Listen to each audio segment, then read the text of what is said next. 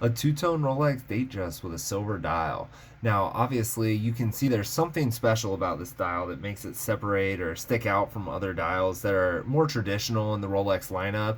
And of course, it's going to be the hour marker 9 and the hour marker 6. You'll notice that those two Roman numeral hour markers are actually studded and set with Rolex factory diamonds. So if you're looking for a watch that's not necessarily gaudy or ostentatious, but still has a little bit of pop to it, if you're trying to shy away from a watch that has too many diamonds on it, it's just quite frankly too flashy, this could be the perfect middle ground. You get all the sharp contrast from the stainless steel and the yellow gold, the silver dial and the yellow gold hour markers, but you get a little bit of pop. Obviously, the fluted gold bezel, traditional, it's iconic, people recognize it instantly. It does catch light very well with all the different angles or facets contained within, but it has such a subtle taste of diamonds that add to the overall pop of the dial.